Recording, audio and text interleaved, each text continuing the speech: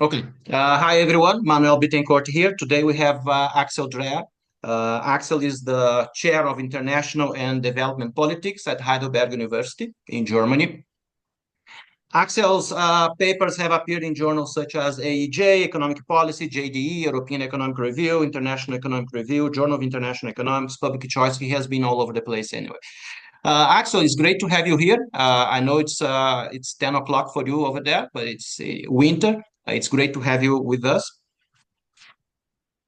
Good morning. And I wanted to jump straight into this foreign aid story that you've been writing for quite some time, and this literature has been evolving quite a lot since the old days of foreign aid and economic growth. And there is this, you have written a paper about foreign aid and public support for China in recipient countries, right? And this is an interesting subject because it resonates quite well down here in Africa when teaching students doing growth and development. There is some sympathy not only for Chinese foreign aid, but also for the Chinese model of growing their economy. So tell us more about this foreign aid and public support for China. Well, we look at questions from Gallup, where individuals are being asked whether they support the Chinese government. And they look at different units of analysis. So the most rigorous identification is in the short run, where we compare areas around projects just before commitment, project start, project end, and look at whether people living in a certain area approve of China just before the project or after. So this allows you to give causal effects in the very short run. Then we look at the province level, at the country level, in the longer run, and typically we find support at all these levels, that aid increases support with the Chinese government. But then the question is, how does that affect other provinces, other countries? So, for example, if you give aid to one province, people in another province might ask, hey, why do you give it to that one and not to us? And so they might disapprove and might be less happy with the government. If you give it to a corrupt dictatorship, citizens in another country might be unhappy with China. So what we look also at are these net effects, so the global support. And then we find that countries where the baseline level of support with China is high, they tend to react more positively to Chinese aid. In other countries that are allied with the recipient country, they react more positively. Swing states in the United Nations General Assembly typically react more positively. Countries in Africa react more positively, and so on. So it seems the net effect of Chinese aid on soft power in a lot of countries is positive.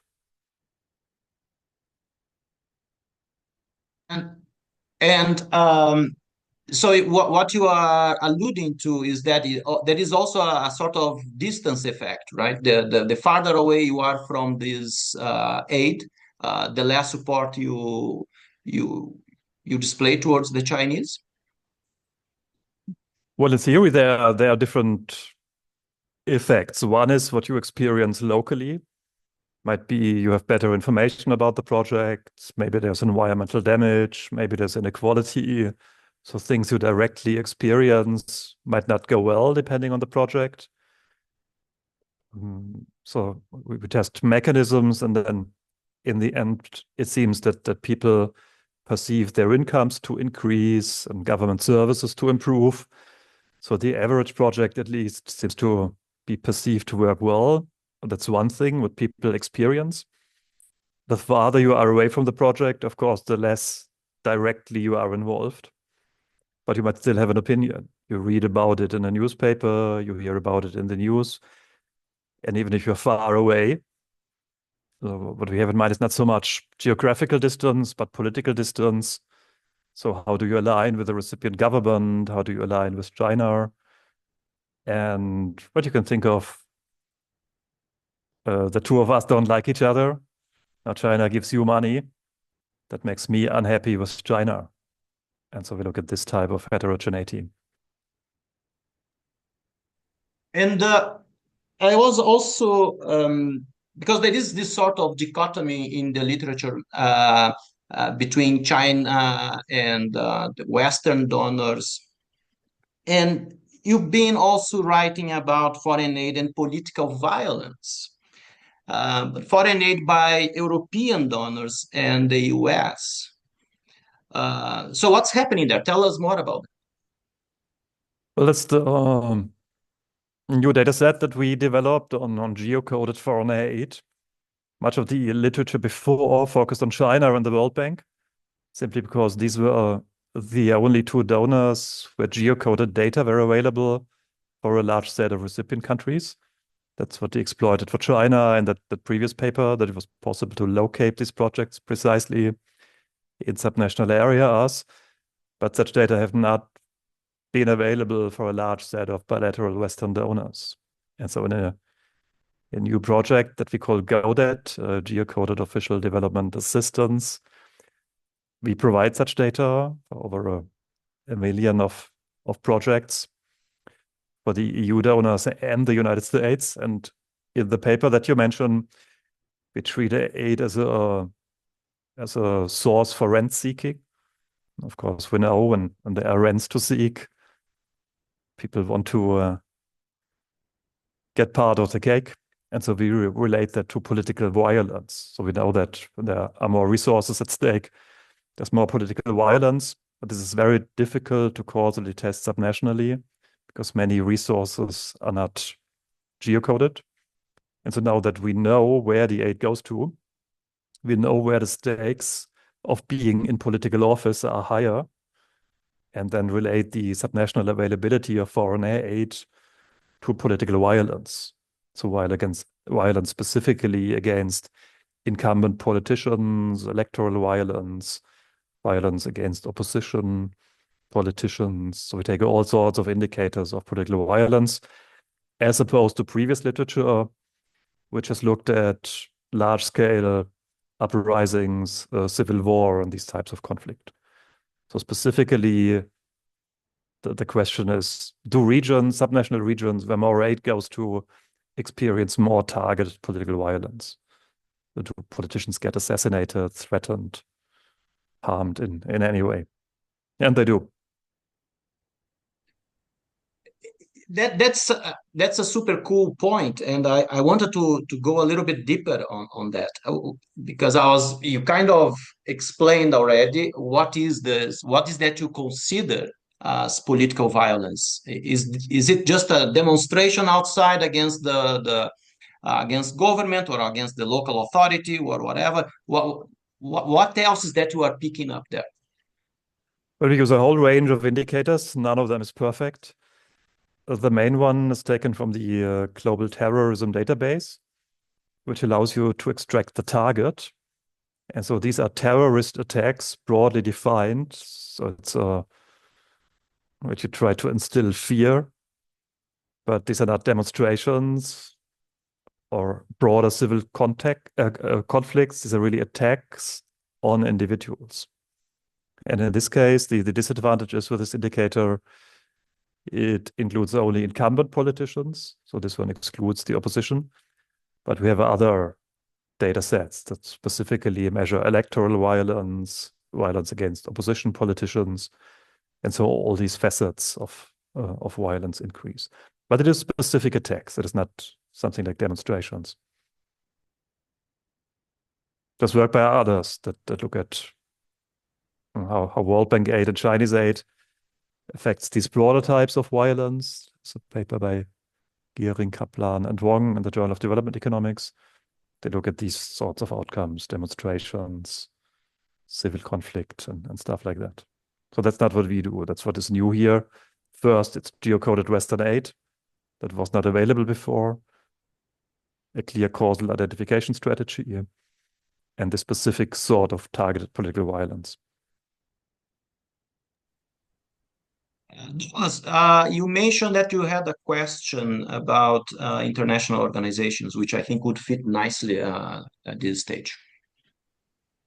Thank you very much for this opportunity, Professor Dreher. Vielen Dank. I have a great interest in international organizations because I teach economic international law. And because I would like to know your opinion about the actual changes in the political economy of international institutions, because the Donald Trump new world order, and also because the new role of, for example, BRICS. Yeah, well, the problem with power in these established international organizations is that those who have it would need to give away parts of it in order to let others participate. And the more polarized international politics is, the less likely that is to happen. So that was one of the problems when China and other countries grew richer and geopolitically more important, based on objective measures, how say quota shares in the International Monetary Fund or the World Bank are determined. They would have deserved a larger share, and they got a larger share, but not in proportion to what they actually should have gotten. And of course, the United States has a veto against quota reforms, and that means a substantial change in who controls these organizations would only have been possible if the United States would be willing to give power away. And of course, they are not willing beyond cosmetics, so they will not give up their veto, the blocking minority share. And yeah, as a consequence, these countries simply created their own institutions, China in particular, but including other BRICS countries. So it got all more fragmented. And how do you see the political economy of the BRICS? Because the BRICS countries are or flawed democracies or autocracies, and that's very different of, for example, United States or European countries. How do you see the dynamics of these interest groups of China or India or Brazil in the dynamics of a BRICS, for example? Well, the advantage of an autocratic country is that they can control a huge amount of money. Like if you look at foreign aid and the type of international organizations that are being controlled by China, think of Belt and Road or the sheer amount of Chinese official loans. That's simply nothing that a democratic country, a democratic donor like Germany or even the United States could match. The official development assistance given by China is quantitatively not so huge. The large part of the money they give is so-called other official flows. So the main goal is not developmental. But if these types of funding is given from Western donors, it would be by the private sector. But by definition, state-owned companies, the governments, that's all included in these types of flows.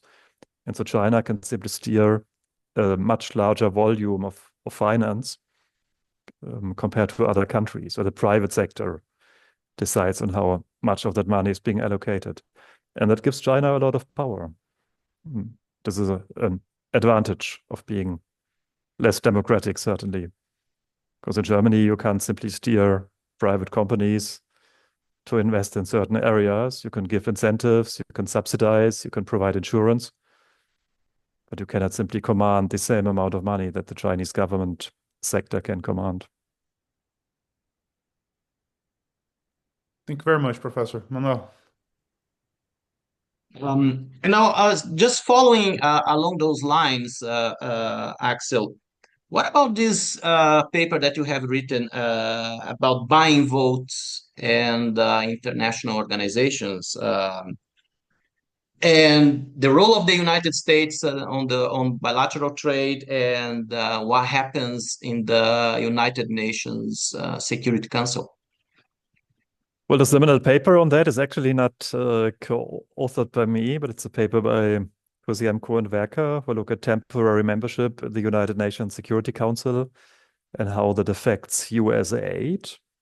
And then they look at this in important years and somewhat important years in other years, and then find that the point estimate that's most widely cited, that countries that are temporary members on the UNSC for a 2-year term receive 59% more aid in this time.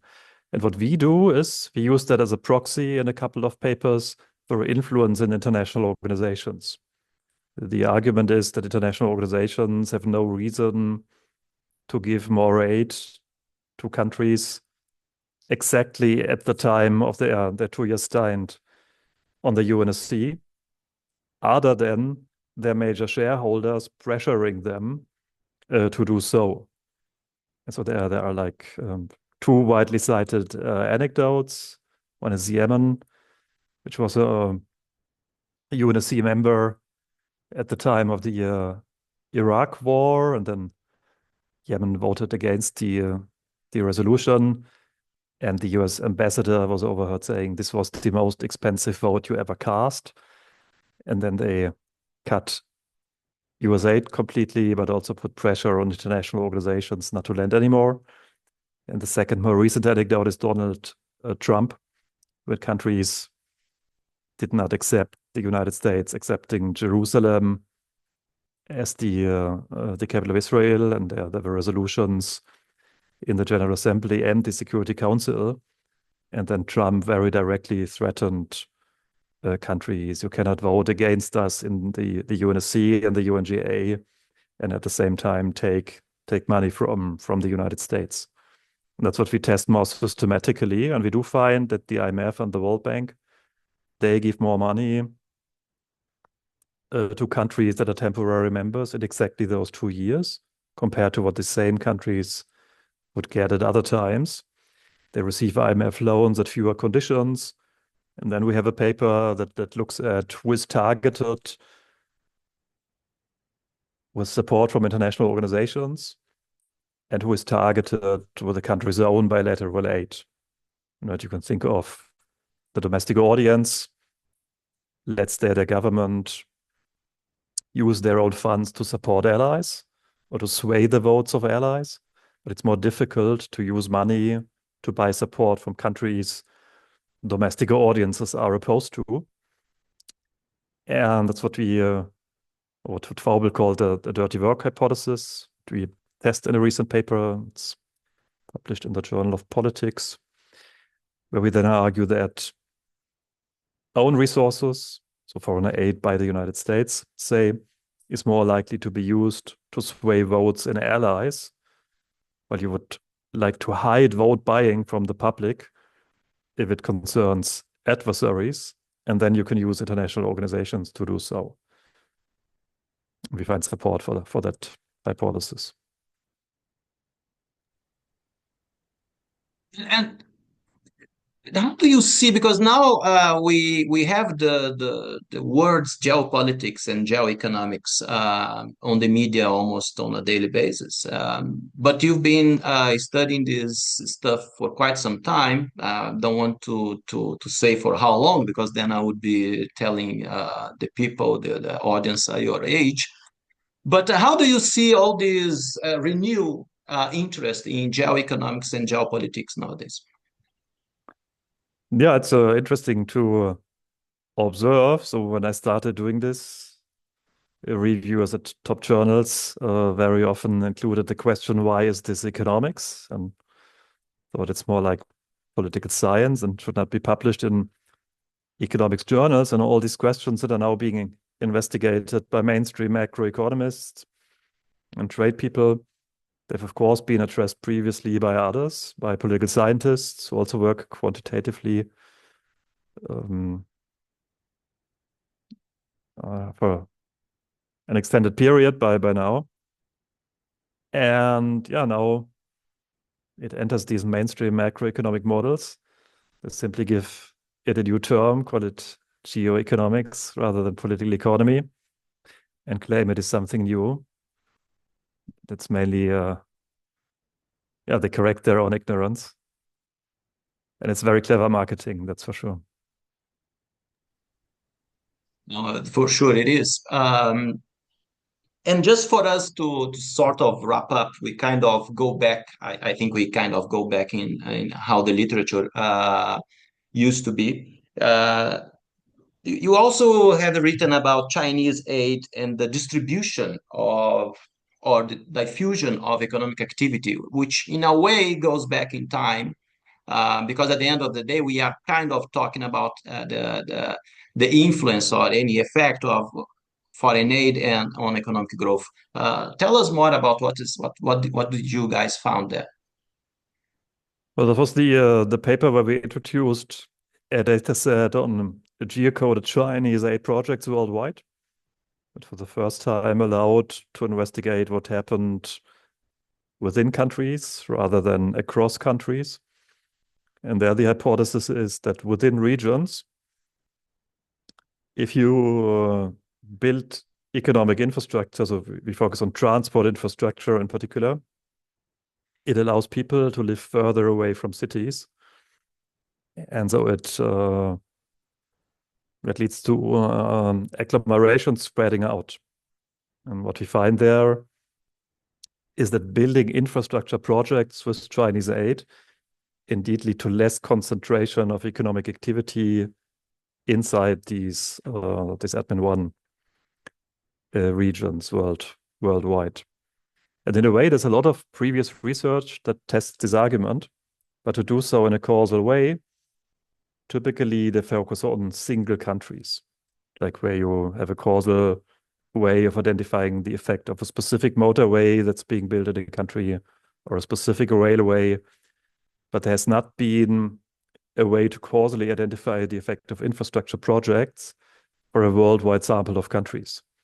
And here the idea is, rather than to look at all infrastructure projects, for which indeed we also did not have an identification strategy, we causally identify the effect of Chinese infrastructure aid, which builds the infrastructure, to test whether new infrastructure increases or decreases the concentration of economic activity.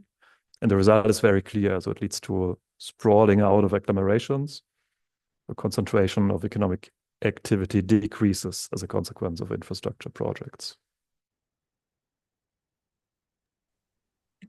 That's great. Douglas, would you have anything else to ask Axel about the IOs and anything you would like to? I have a question about a paper about central bank independence. Yesterday, I see this paper, and for us in Brazil, that's a great subject because our central bank is under pressure because our Supreme Court. I would like that you talk more about this paper and about the results. Well, that was a very long time ago. So back at the time, there were few cross-country and over time indicators on central bank independence. And so the proxy that we coded and used in a couple of papers was to use turnover data of central bank governors. So the idea being that independent central banks typically would have central bank governors that fill out their tenure and stay in office over the whole tenure. And the more dependent the central bank is, the more often there's political interference, and central bank governors get kicked out of office. And that we relate that to a range of indicators like inflation variability, and these types of things. So, I mean, the general result in that literature, I mean, well, there are way better indicators than this. Again, that's like I don't even know, but it's 10, 12, 15 years ago. Meanwhile, people have way better indicators of central bank independence, way better ways of identifying this. But of course, the general consensus in economics is central bank independence matters, keeps inflation low, makes people trust monetary Central bank policy. independence is So central bank independence is another subject which is back on the media, thanks to our own president in Brazil, and also to the to the new American president who is in power. Anyway, Axel, it's been an absolute pleasure talking about foreign aid and international organizations, and even towards the very end about central bank independence, very briefly. I remember that paper very well. So I will stop recording now. Thank you very much.